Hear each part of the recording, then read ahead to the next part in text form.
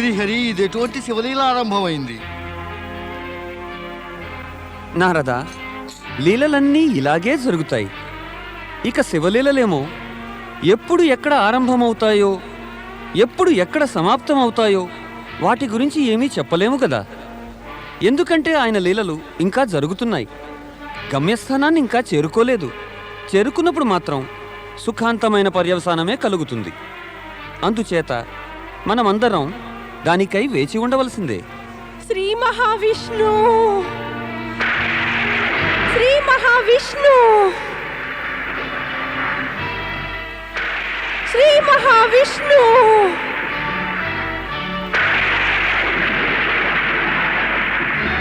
తమరు శీఘ్రమే కైలాస పర్వతానికి విచ్చేయండి. శ్రీహరి, మాత పార్వతి తమని పిలుస్తోంది. ఏదో అనర్థం జరిగినట్టుంది. మేము వెంటనే అక్కడికి వెళుతున్నాం. ఏమిటి పార్వతీదేవి, తమరు నన్ను ఏ కార్యం నిర్వర్తించడానికి పిలిపించారు? శ్రీహరి, దుష్ట జలంధరుడు నన్ను కామాంధుడై చూసి నా సతీత్వపు తేజాన్ని అవమానించాడు. ఇక మీదట ఆ దుష్టుడు అంతమొందక తప్పదు. అదెలా? తమరు నన్ను అడుగుతున్నారా ఎలాగని? ఆ దుష్టుడు ఇతరుల భార్యల పాతివ్రత్య మహిమ తెలుసుకోకుండా వారిని తాను కామాంధుడై చూస్తాడు. ఆ నీచుడికి జీవించి ఉండే అధికారం లేదు. ఆ దుష్ట జలంధరుడు కైలాసంపై ఆక్రమణ చేశాడు. నన్ను కామాంధుడై చూశాడు. పైగా నన్ను సుందరి అన్నాడు. జలంధరుని ఉద్దేశమే అపవిత్రమైనది, చూపులు మలినమైనవి, మనసే పాపిష్టిది. ఇక నేను ఆ జలంధరుని సంహరించగోరుతున్నాను. ఆ రాక్షసుడేమో నా స్వామిపై ప్రహారం చేసి ఆయన శక్తినే ఎదిరించాడు. ఎందుకు? ఏ కారణం చేత? ఏం ఆలోచిస్తున్నారు శ్రీహరి? ఇంకా ఆ అధముడు జీవించి ఉండటం లోకంలో ఉత్పాతం కలిగిస్తుంది.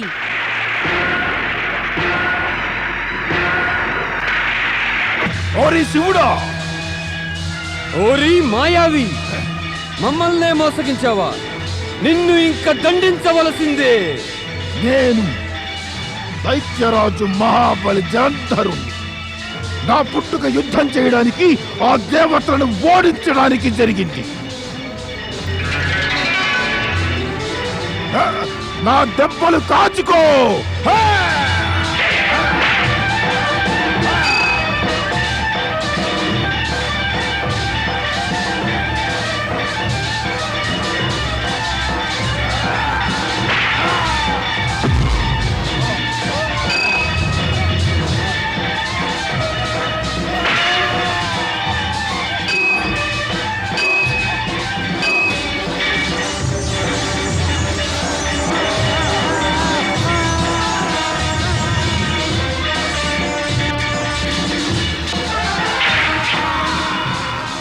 నారాయణ నారాయణ. ఏం రాహు, తల వంచేశావే? సిగ్గుపడుతున్నావా నీ పాపాలకు? సిగ్గే కాదు, దుఃఖం కూడా. అయితే ఇది మంచి లక్షణమే. అహంకారులు, పాపాత్ములు తాము చేసిన పాపాలకు సిగ్గుపడని ఆరంభిస్తే ఈ జగతిలో ఎల్లెడలా శాంతి, ఆనందము వ్యాపిస్తాయి కదా. సత్కార్యాలదే పైచేయి అవుతుంది. నారదా, నీవెప్పుడూ కూడా జగత్ కళ్యాణం గురించే మాట్లాడుతుంటావెందుకు? అది సర్వశ్రేష్టమైన విషయం గనుక. దీనివల్లనే సృష్టి నిర్మాణం జరిగింది. దీనివల్లనే ఈ సృష్టి నడుస్తూ ఉంటుంది. దీన్ని గురించి తెలిసిన వారికి ఇంకా తెలుసుకోవలసిన విషయం మరి ఏమీ ఉండనే ఉండదు. నీవు ఈ విషయాన్ని తెలుసుకోరాహు. నీకు కూడా అంతా శుభకరమే కాగలదు. నీ సంగతే చెబుతుంటావా? నాది కాస్త వింటావా? నారాయణ నారాయణ. నేడు నీవు కూడా ఏదో చెప్పదలుచుకున్నావా? మంచిది, చాలా మంచిది. ఎప్పుడూ చెప్పినదే వినేవాడివి నేడు చెబుతావా? చెప్పు, త్వరగా చెప్పు. నీవు నన్ను సిగ్గుకు కారణం అడిగావు కదూ? అవునవును. మనకు అహంకారము, దుర్భావనలు తెలియరాగానే సిగ్గు కలుగుతుంది. కానీ నీకెలా సిగ్గు కలిగింది? దైత్యరాజు జలంధరుడు మందలించాడా? పేరెత్తకు ఆ దుష్టుడిది. వాడు దైత్యుడు కాడు, దైత్యులకు శత్రువే. వాడు దుష్టుడనే సంగతి నాకు ముందే తెలిసి ఉంటే సహకరించేవాణ్ణే కాను. వాడి సహచర్యం మూలంగానే నాకు సిగ్గు కలిగింది. అలవాటు చేసుకో. సిగ్గుపడడం నీ ఇతర రాక్షసులను కూడా మరి అలవాటు చేసుకోమను. అందరికీ అంతా శుభకరమే కాగలదు. ఇక ఇది తెలుసుకో, ఆ శివుని చేతిలో జలంధరునికి సర్వనాశనం తప్పదు.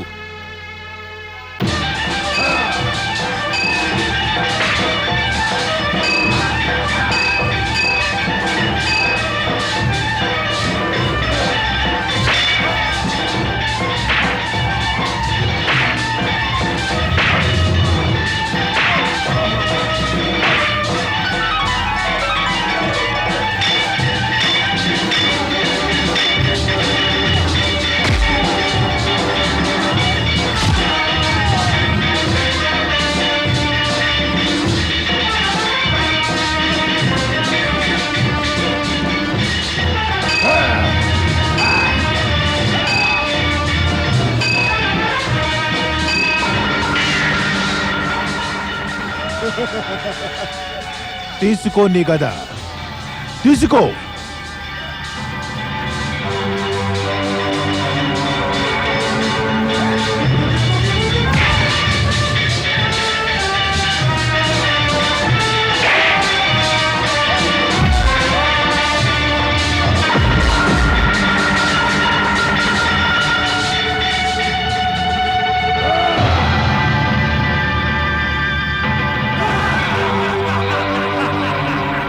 దైత్యరాజా జలంధర, మహేశ్వరుడు శివశంకరుడితో యుద్ధం చేసి నీ సర్వ వినాశనాన్ని కొని తెచ్చుకోకు జలంధర. ఇంకా సమయం ఉంది, మించిపోలేదు. పరమేశ్వరుడు ఎంతో దయాళువు. యుద్ధం ఆపివేసి క్షమయాచించు, ఆయన తప్పక నిన్ను క్షమిస్తారు. ఒరే గురు, ఏం గురువు నువ్వు? ఒకసారి ఇటుంటావు, ఒకసారి అటుంటావు. ఇలా పదే పదే పక్షం మారితే నిన్ను గురువని ఎలా అనగలం? ఓరి మూర్ఖుడా, సమయపు పదఘట్టన విను. కాలం ముంచుకొస్తోంది, చూడలేవా? అది నీ వైపుకే సాగుతోంది. సమయం ఉండగానే బాగుపడు, మళ్ళీ అవకాశం దొరకదు. యుద్ధ భూమి నుంచి పారిపోయే అవకాశవాది దైత్య గురు. నేను నీలాగా అవకాశవాదిని కాను. ఎదురుగా బలహీనుడుంటే విర్రవీగుతావు, బలవంతుడుంటే వణుకుతావు. నాకు ఉపదేశాలిచ్చేందుకు అర్హతను నీవిక కోల్పోయావు. మరి నీవు నీ ప్రాణాలనే కోల్పోతావు ఈ యుద్ధంలో. ఎందుకు నా కోపాన్ని పెంచజూస్తున్నావు? నా ఈ క్రోధ జ్వాలలు ప్రజ్వరిల్లితే ఇక ఏ మంత్రశక్తి నిన్ను కాపాడటం అనేది జరగదు. నా ప్రాణాల చింత మానేసి నీవు నీ ప్రాణాలను కాపాడుకో దైత్య గురు. వెళ్ళు, వెళ్ళిపోయి ఇక్కడి నుంచి వెళ్ళు. ఒరే శివ,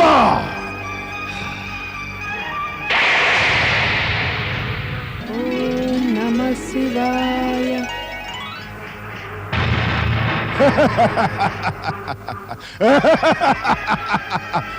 చూసావా దైత్య గురు, నీ శివుడి త్రిశూలం కూడా నా ప్రభావం వల్ల వ్యర్థమైపోయింది. నీ బుద్ధి నశించిపోయింది జలంధర. అందుకే నీకు అర్థం కావటం లేదు. ఈ త్రిశూలం నిష్ఫలం కావటం కూడా శివుని లీలయేనని. పరమ జ్ఞానులకే అర్థం కాలేదు శివలీలలేమిటో. నీ వంటి పాపలకేం అర్థమవుతుంది? నిజానికి మృత్యువు నీ నెత్తిన తాండవిస్తోంది. ఇప్పుడిక నీపై విరుచుకుపడుతుంది.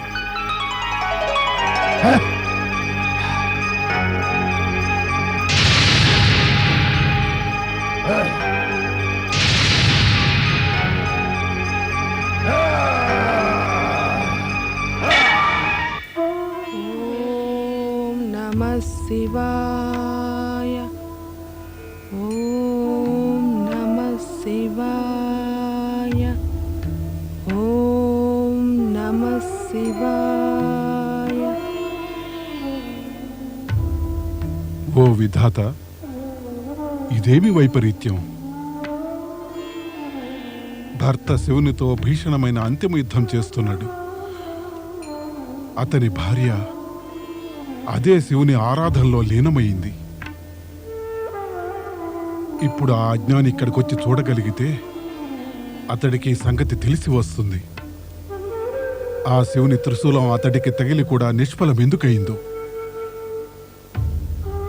ఇంకో విషయమూ తెలుస్తుంది. అతడి భార్య వృంద యొక్క శివభక్తి పాతివ్రత్యం వల్లనే శివుడు అతడిపై పూర్తిగా విజృంభించలేదు.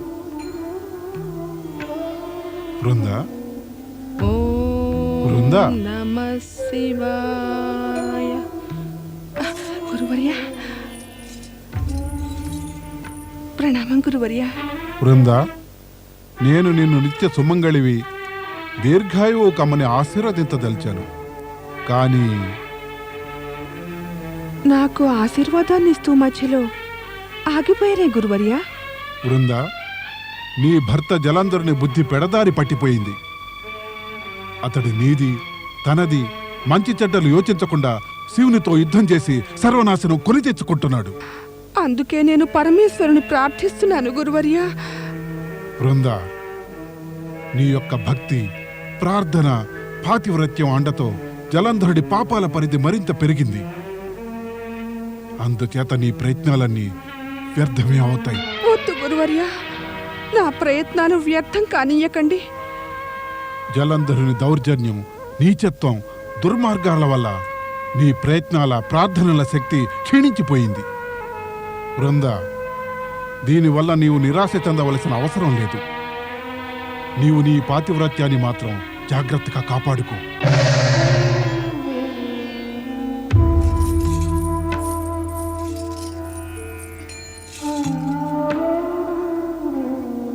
ఓం నమః శివాయ. ఓం నమః శివాయ. శ్రీమన్నారాయణ నారాయణ నారాయణ. నారద, నీవిప్పుడు ఎక్కడున్నావా? పరమపిత, నేనెక్కడుండాలంటారు? ఓయ్, బ్రహ్మలీలలను, ప్రభులీలలను, శివుని లీలలను గురించి ప్రచారం చేస్తావు. ఇక తీరా ఆ శివలీలలన్నీ కూడా చరమస్థాయి చేరుకున్నప్పుడు నీవు కూడా అక్కడే ఉండవలసింది. ఆ లీలలన్నీ చూసి మరీ వస్తున్నాను పరమపిత. నేనిక్కడికి ఎందుకు వచ్చానంటే తమ నుంచి తెలుసుకుందామనే. ఆ శివ జలంధరుల యుద్ధానికి పర్యవసానమేమిటా అని. నారద, నీవనేక మార్లు ఇదే తప్పు చేశావు. తప్ప? ఏం తప్పు పరమపిత? అదే, జ్ఞానివై ఉండి కూడా అజ్ఞానిలాగా మాట్లాడతావు, ఆలోచిస్తావు. అలా నేనేమన్నాను పరమపిత? ప్రశ్న నన్నడుగుతావే, నీకే తెలియాలి. నీ మనసునే అడుగు. సింహం గనక లేడితో తలపడితే వాటిలో ఓడిపోయేదివరు. పర్వతాన్ని మేకపోతూ ఢీకొంటే అందుకు పర్యవసానమేమవుతుంది? అంటే పరమేశ్వరునిదే విజయమన్నమాట. నారదా, నీ ఆలోచన, నీ ప్రశ్న రెండూ నిరాధారమైనవి. ఆ శివశంకరుని సమక్షంలో ఒక రాక్షసుడు ఎంతకాలం నిలవగలడు? ఇంత సమయం పడుతోందంటే అందుకు మూల కారణం లేకపోలేదు. అది వృంద పాతివ్రత్యమే. ఇక నారద, నిజం చెప్పాలంటే ఈ యుద్ధం శివుడు జలంధరుడిది కాదు. అదసలు వృంద యొక్క పాతివ్రత్యానికి, ఆ జలంధరుని అధర్మ ప్రవృత్తికి జరుగుతోంది. ఈ యథార్థంతో మరొక సత్యం కూడా ముడిపడి ఉంది. తన అధర్మ ప్రవృత్తికి శక్తినంతా జలంధరుడు వృంద ద్వారానే పొందగలుగుతున్నాడు. ఈ విషయం నీకేమీ తెలియనిది కాదు నారదా. అధర్మ మార్గాన పయనించే వారికి కలిగేది భ్రమ మాత్రమే. వారికనిపిస్తుంది విజయం కలిగిందని, కానీ వారికి విజయం ప్రాప్తించదు. నేటిదాకా కాదు కదా, భవిష్యత్తులోనూ కలగబోదు. ఎందుకంటే విధాత తన సృష్టి ప్రారంభించినప్పుడే ప్రకృతి నియమాలను అనుసరించి అధర్మానికి విరుద్ధంగా తీర్పునిస్తూ దానికి ఏనాటికైనా పరాజయమే కలిగేట్టుగా రాసిపెట్టి తిరుగులేనట్టి నిర్ణయం చేశారు. మాత, నాకు సమాధానం లభించింది. పరమపిత, నా ప్రశ్నకు సమాధానం లభించింది. నారాయణ నారాయణ.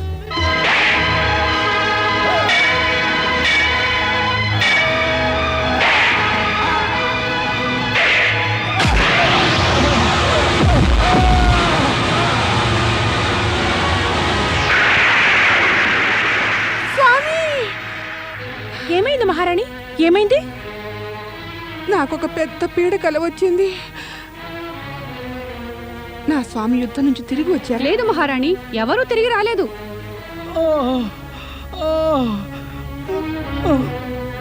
మహారాణి, మహారాణి, మహారాణి. సేనాపతి, సేనాపతి ఏమైంది? పరిస్థితి మనకు ప్రతికూలమైంది మహారాణి. అసురసేన శివగణాల వల్ల సమాప్తమైపోయింది. నా స్వామి ఆయన గురించి ఏమీ తెలియదు. ఏమీ తెలియదా? ఆయన నీకు శివశంకరునితో పాటుగా యుద్ధం చేస్తూ కనపడలేదా? కనపడ్డారు, కానీ యుద్ధం చేస్తుండగా అకస్మాత్తుగా అదృశ్యులయ్యారు. బహుశా ఆ శివుడు తన మాయ తప్పుడు ఆయనను సంహరించారేమో.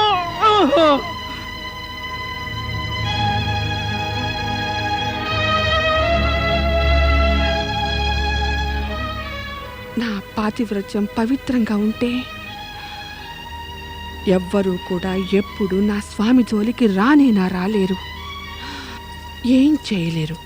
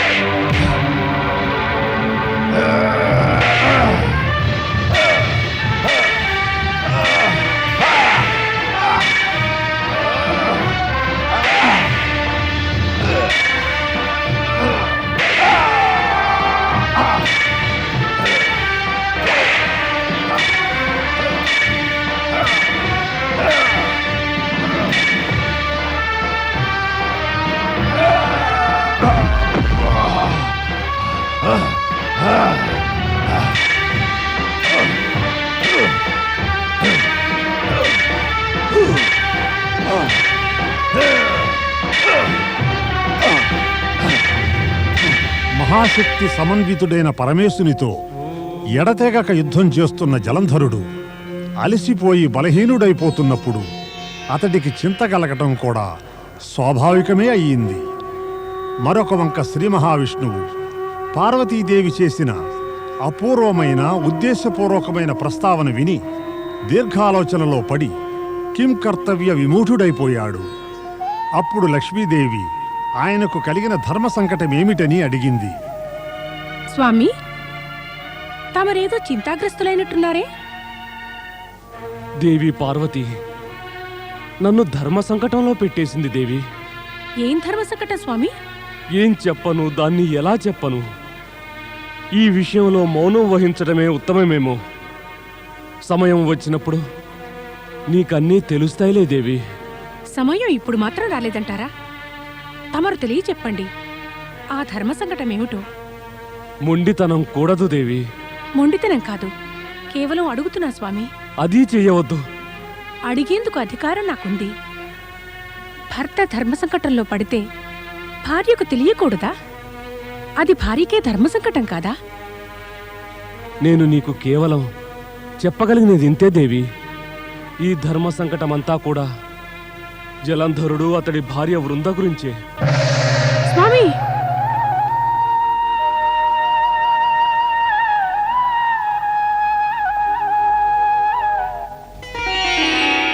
ఓం హరి హరాయ నమః.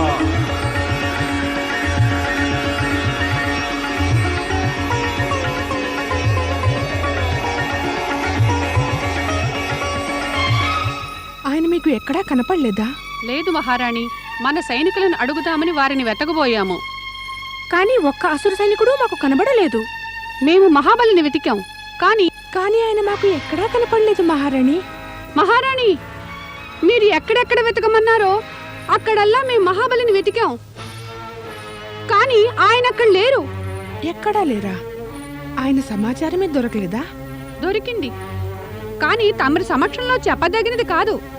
సునందా, మేము అడిగిన దానికి వాళ్ళు చెప్పిన విషయం తమరు వినదగినది కాదు మహారాణి గారు.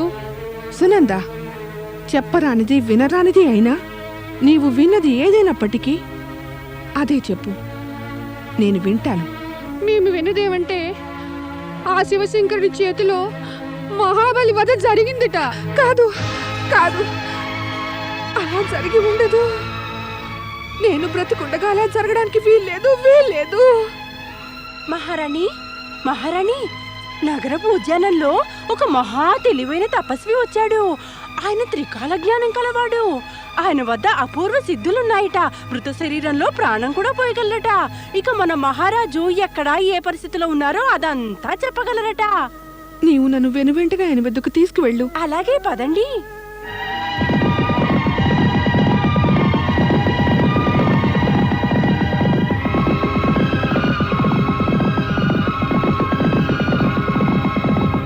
ఓం హరి హరాయ నమః. ఓం హరి హరాయ నమః. ఓం హరి హరాయ నమః. ఓం హరి హరాయ నమః. ఓం హరి హరాయ నమః. ఓం హరి హరాయ నమః. ఓం హరి హరాయ నమః. ఓం హరి హరాయ నమః. ప్రశ్న అడిగినందుకు క్షమించండి మహాయోగి వర్య. నేను విన్నది తమరు త్రికాలదర్శులట. తమరు మృత శరీరాలకు ప్రాణం కూడా పోస్తారట. నీకొచ్చిన కష్టం ఏమిటి మహారాణి? నేను నా పతిదేవుని గురించి తెలుసుకోకోరుతున్నాను. మహాబలి జలంధరుని విషయమా? అవును అవును యోగివర్య.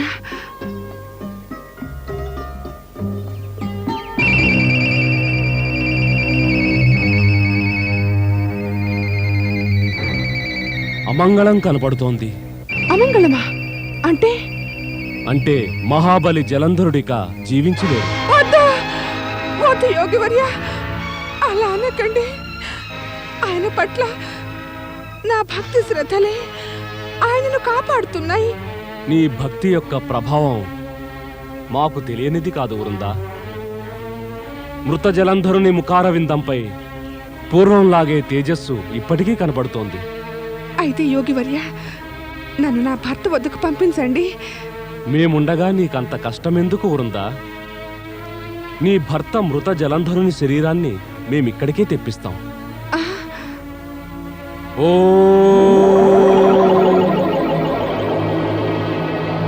స్వామి, స్వామి,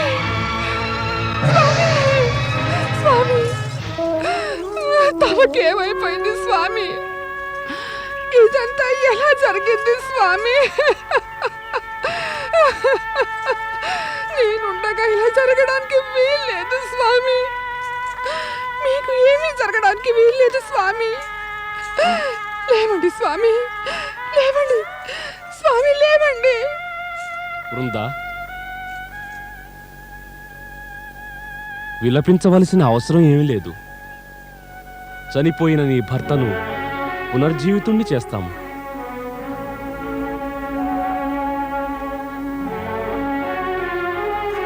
ఓం స్వామి, స్వామి, స్వామి, స్వామి.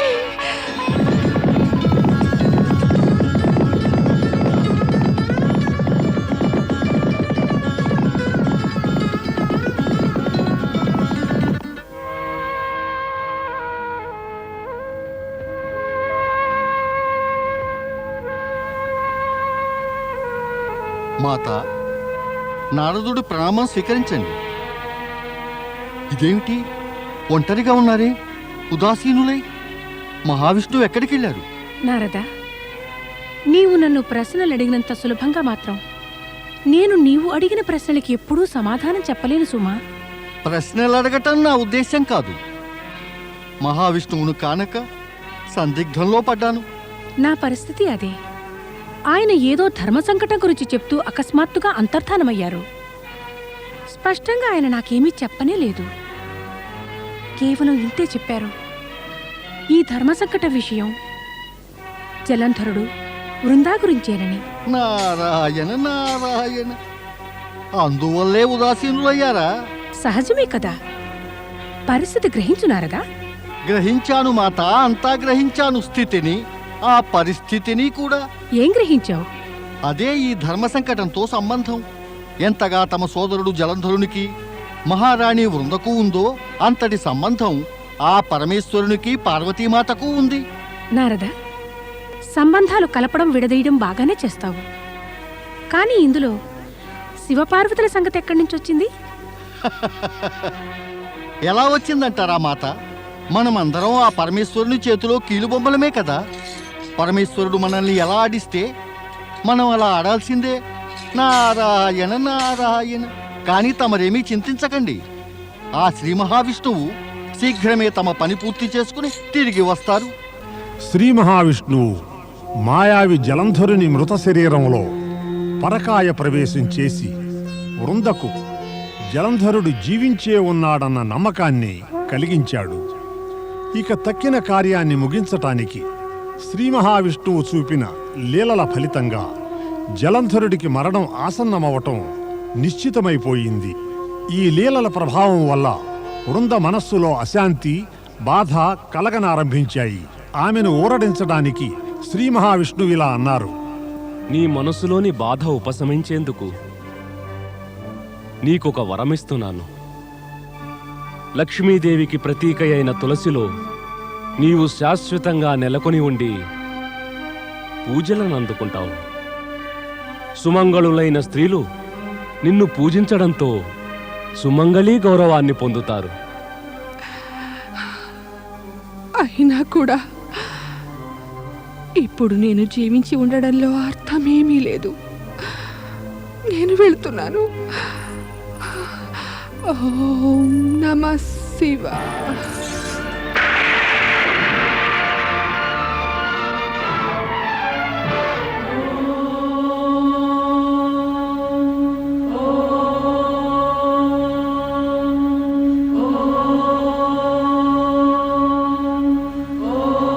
వృందాదేవి పంచాక్షరి మంత్రాన్ని ఉచ్చరిస్తూ తనంతట తానే దేహాన్ని త్యజించి మోక్షాన్ని పొందింది. ఈ సంఘటన కూడా శివలీలలోని ఒక అంశమే. ఇలాంటి శివలీలల ఆద్యంతాలను, రహస్యాన్ని నేటిదాకా కూడా ఎవ్వరూ అవగతం చేసుకోలేదు. ఆ లీలామాతృని యొక్క లీలలకు వశీభూతుడైన జలంధరుడింకా యుద్ధం చేస్తున్నాడు.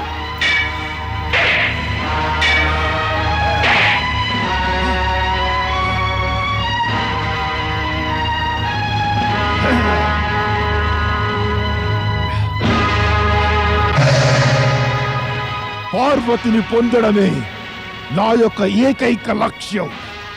ఇక నిన్ను ఎవరూ రక్షించలేరు మహాదేవా. నేను నిన్ను ఇప్పుడే అంతం చేస్తాను.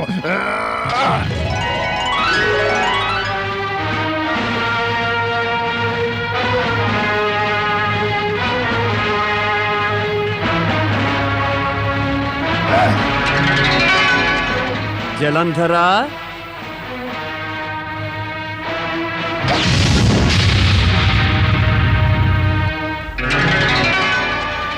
మాయావి జలంధరా,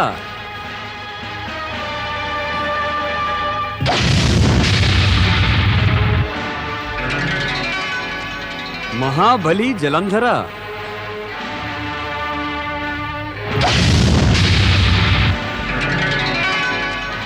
దైత్యరాజు జలంధరా,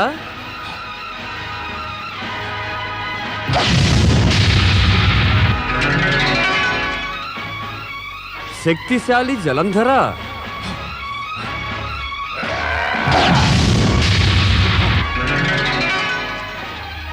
దైత్య సామ్రాట్టు జలంధర,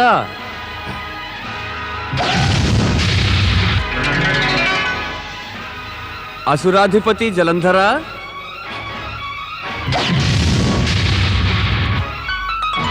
దుష్ట జలంధర,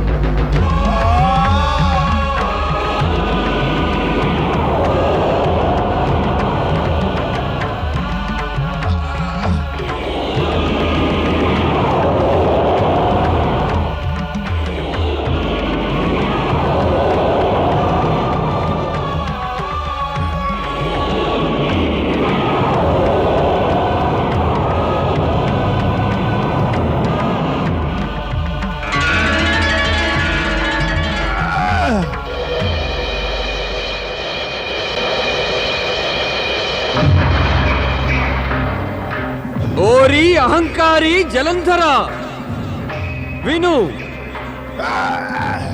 నీ మృత్యు సమయం ఆసన్నమైంది. నీ పాపం ఇంకా పండింది సుమా. నీ అంత్యదశ సమీపించింది. ఓ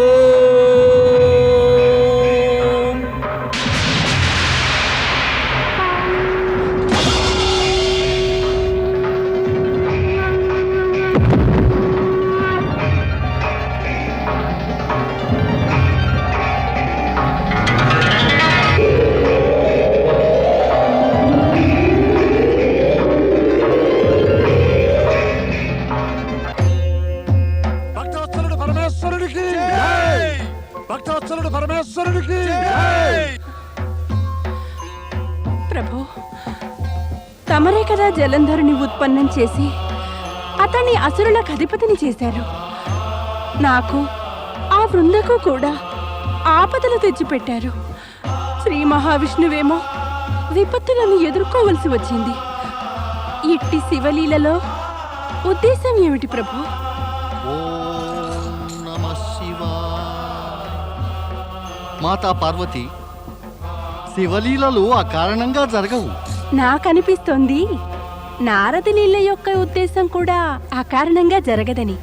నారాయణ నారాయణ, నేను పరమేశ్వరునికి దాసుణ్ణి మాత. నేనేం చేసినా పరమేశ్వరుని ఆదేశం బట్టే చేస్తాను. ఆ పరమేశ్వరునికి లీలలు చూపడం అవసరం, ఎందుకంటే అది ఆయన స్వభావం. మరి దేవేశ్వరుడు తన స్వభావాన్ని ఎలా మార్చుకోగలడు మాత? ఏం పరమేశ? నారద, ఈ లోకంలో సత్యానికి అసత్యానికి సంఘర్షణ జరగడమే ధర్మం. ఈ లీలలను చూపడానికి కారణం ఇదే సుమా. సామాన్య ప్రజలు ఈ సత్యాన్ని స్వీకరించాలి. ఆ జలంధరుడు ఎలాగైతే మహాశక్తిమంతుడైనప్పటికీ కూడా అహంకారంతో పరస్త్రీని కామాంధుడై వీక్షించి మృత్యువు పాలయ్యాడో, అదేవిధంగా ఎవరి పట్లైనా జరగవచ్చు. అందుచేత అందరూ జాగ్రత్త పడాలి. సామాన్య ప్రజలను హెచ్చరించి సురక్షితంగా కాపాడడానికి లీలలు అవసరం. శివలీలలు అద్భుతమైనవి, అనంతమైనవి. నిజం చెప్పాలంటే శివలీలలనేవి పారదర్శకం అనిపించకపోయినా వాటి ఉద్దేశ్యం మాత్రం ఎంతో తేటతెల్లంగా, లోక కళ్యాణం కలిగించేదిగానే ఉంటుంది. భక్తవత్సలుడు పరమేశ్వరుని లీలల నుంచి ఉత్పన్నమైన న్యాయము, నీతి, కృప ఇత్యాదుల వల్ల ప్రపంచంలో ఎల్లరూ గృహస్థులు, ఋషులు, మునులు, చివరికి దేవతలందరూ కూడా సదా సంతుష్టులవుతారు. శివలీలల వల్లనే లోక కళ్యాణం జరుగుతుంది, ఇక ముందు జరగబోతుంది కూడా.